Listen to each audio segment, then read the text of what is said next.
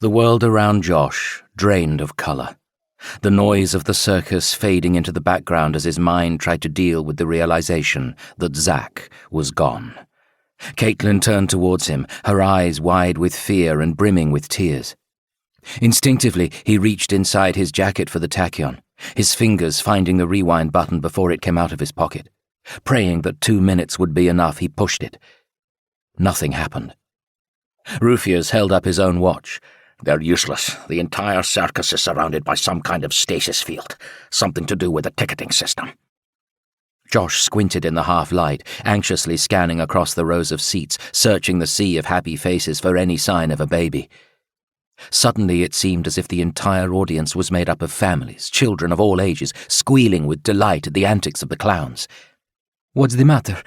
asked Elixir, getting up from her chair.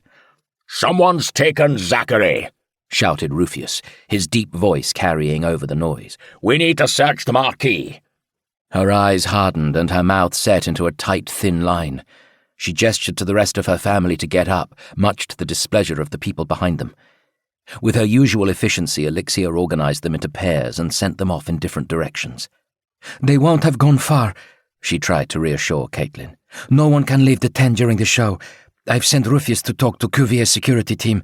He'll have men covering all of the exits." "What if they get out into the park?" "They won't," Elixir said calmly. "Don't worry." Those were two of the hardest words Caitlin had ever heard. Josh wrapped his arms around her as the others left. "Why would someone take him?" she asked between sobs. The sense of loss was so intense it felt like someone was ripping her heart out. "I don't know," was all Josh could manage through gritted teeth.